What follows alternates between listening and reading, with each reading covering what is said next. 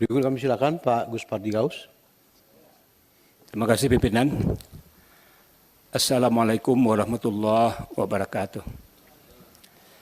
Pimpinan dan anggota Komisi 2 yang saya hormati, Bapak Menteri Menpan RB,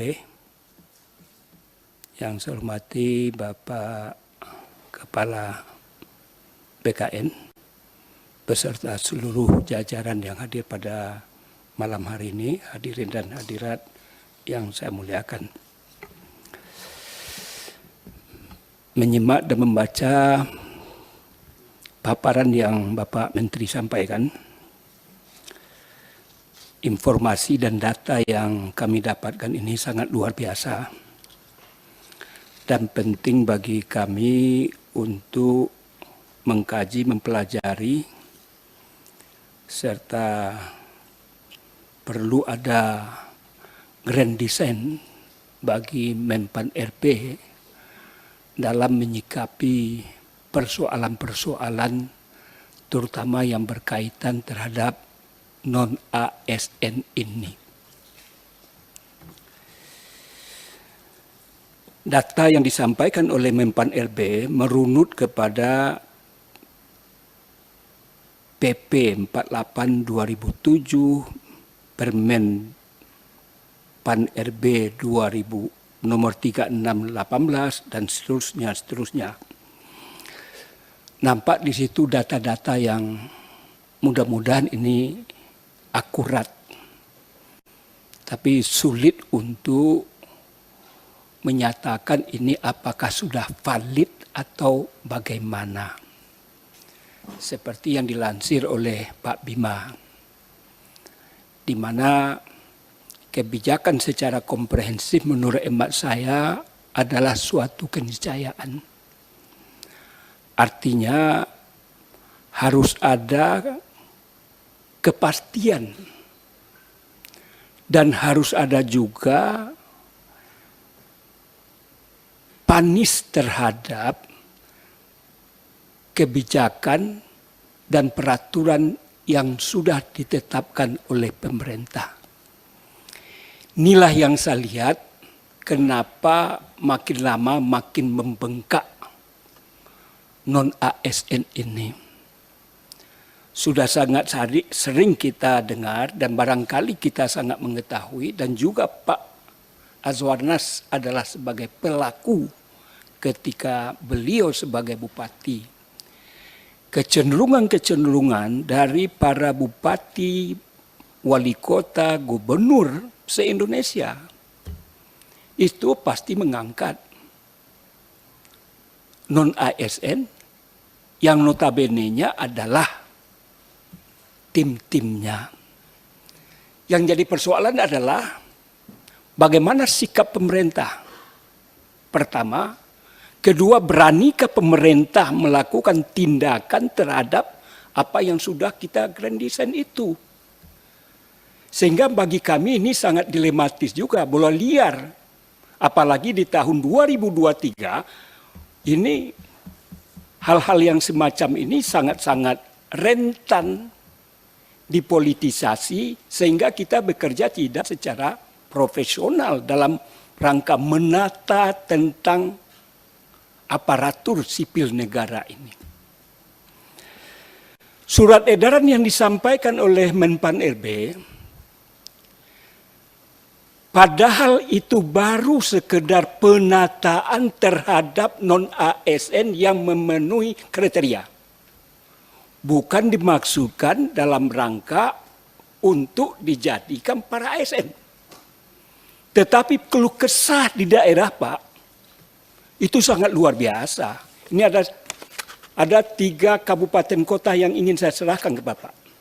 Ini hanya sekedar sampel, Pak.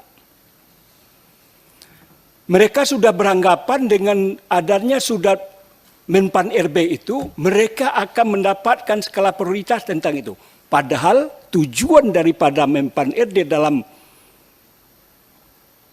membuat surat edaran untuk mengaca, untuk melihat, untuk memproyeksikan, dan untuk meneliti dan lain sebagainya. Mau diapakan ini? Apa kebijakan? Sebagaimana yang Pak Menpan RB sampaikan tadi. Tapi ini sudah ada semacam like and dislike yang dilakukan oleh BKD, Pak. Saya langsung turun ke lapangan, Pak, di Padang Pariaman ketika reses. Di mana para non-ASN bidang pendidikan yang sudah lama bekerja, satu pun tidak diupdate datanya oleh BKD. Entah apa alasan. Ini pertemuan, Pak. Ini nanti saya serahkan. Ini persoalan, Pak. Kemudian lagi adalah kasus, Pak, di Solo Selatan.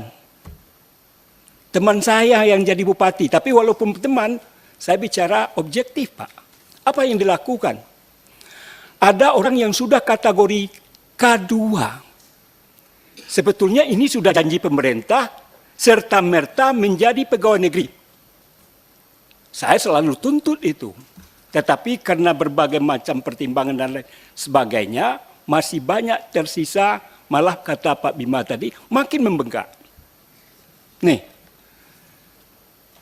apa yang dilakukan oleh bupati itu, ini barangkali Anu juga, ketika dia jadi bupati, ini informasinya, Pak, jadi bukan karangan saya, di mana yang bersangkutan yang sudah bekerja lama, ini datanya ada, malah ada yang termasuk K2, diberhentikan ketika dia menjabat. Sehingga tidak mendapatkan tiket untuk menjadi orang yang terdaftar sebagaimana surat edaran Pak Menteri. Ini kan kasihan, Pak. Apa yang dikatakan oleh Pak Bima tadi, gambaran yang disampaikan, di bawah umur 20 tidak boleh, jelas. Masa kerjanya 1 tahun, tidak boleh. Umur 56 tahun tidak boleh. Tetapi bagaimana pula dengan orang-orang yang sudah lama mengabdi, lalu dia diberhentikan sekonyong-konyong, ada tahapan-tahapannya, Pak. Ada yang tenaga honor bidang kesehatan, ada yang bidang pendidikan, dalam berbagai elemen, Pak. Ini kan kasihan. Kemudian ada juga yang dari Tapanuli, Pak, datang ke saya. Sesuai dengan surat edaran Pak Menteri, memang ada aturan main. Mana-mana saja yang diboleh masuk, mana yang tidak. Tetapi orang-orang ini ada juga yang berada di dusun-dusun, di kampung-kampung yang terjauh dari pusat pemerintahan. Dia merasa sudah menjadi non-ASN dan berhak untuk ikut pendataan itu. Ini banyak sekali, Pak. Kalaulah seandainya hal ini dilakukan, tentu pemerintah sangat kelabakan dalam melakukan penataan itu, apalagi dijanjikan untuk menjadi P3K dan ASN, tentu dengan biaya yang sangat dahsyat dan tidak mungkin APBN untuk mendukung kegiatan itu. Oleh karena itu, Pak Azwar Anas sebagai Menteri Menpan RB yang baru, tentu saya berharap punya obsesi dalam melakukan penataan dan membuat grand design yang sangat luar biasa, mau diapakan orang-orang yang non-ASN ini ke depan. Supaya saya sering sampaikan ke Pak Cahyokumolo, Pak. Kalau sudah ada kebijakan yang tegas dari pemerintah bahwa untuk jadi ASN itu adalah sesuatu yang sulit, sesuatu yang sangat tidak mungkin dilakukan oleh pemerintah dengan berbagai alasan, orang-orang itu tidak mengharapkan ASN lagi, Pak. Saya ini juga mantan ASN, Pak. Akademisi, dosen. Ketika itu jumlah pegawai negeri, dulu nggak ada istilah P3K, Pak. Namanya pegawai negeri sipil. Saya diangkat tahun 86 bulan Maret. Ketika itu jumlah pegawai adalah 5 juta. Kalau sekarang kalau saya tidak salah sekitar 4.100.000 sekian. Saya sering juga sampaikan Pak Cahyokumolo almarhum, sebetulnya keinginan pemerintah dalam merekrut anak bangsa ini, jumlahnya ini berapa, Pak? Apakah 2,5 juta atau kita tetapkan sekian sehingga jelas grand design ini. Sebab jumlah ASN ini makin lama makin menumpuk, Pak. Oleh karena itu perlu juga ada ketegasan yang ketat, Pak. Bagi para kepala daerah melakukan pelanggaran, apa sanksinya? Kalau nggak ada sanksi, nggak ada panis, Pak. Capek-capek kita. Dan ini jadi bola politik, Pak. Yang kasihan tentu Pak Presiden dalam persoalan ini. Oleh karena itu saya sangat-sangat berharap, Pak. Contoh saja yang Bapak sampaikan tadi. Ada 120 instansi pemerintah dan pusat sampai dengan saat ini tidak atau belum. Ini pemerintahan saja dalam tanda kutip tidak memperhatikan, tidak bersungguh-sungguh, tidak serius dalam melakukan penataan yang ingin dilakukan oleh Menpan RB. Ini kan sesuatu yang memiriskan, Pak. Oleh karena itu saya rasa memang perlu ada tindakan tegas juga dari Presiden. Kapan perlu Bapak menghadap beliau, sampaikan ini sehingga Bapak mendapat supporting dari Pak Jokowi terhadap langkah-langkah yang sangat luar biasa yang Bapak lakukan. Ini sangat luar biasa, Pak. 120, 12 institusi pemerintah pusat. Kemudian 108 di kabupaten, kota, dan provinsi. Ini naudzubillah. Bagaimana kita bisa secara serius untuk melakukan ini. Saya sering katakan bahwa Menpan RB, BKN, dan kami ini adalah jantungnya pemerintahan, jantungnya birokrasi, jantungnya aparatur. Tetapi institusi lain tidak berkehendak untuk secara sungguh membantu kita ini. Lalu saya tentu bertanya, Pak, terhadap apa yang Bapak sampaikan tadi, apa kebijakan pemerintah terhadap Pemda yang tidak mengusulkan tadi ada yang bidang pendidikan dan juga ada bidang kesehatan. Indikatornya kan sangat luar biasa. Masyarakat kan dirugikan, ada 270.000 sekian formasi yang diberikan yang mereka respon hanya puluhan ribu sehingga terabaikan banyak orang yang sebetulnya punya kesempatan terhadap hal itu.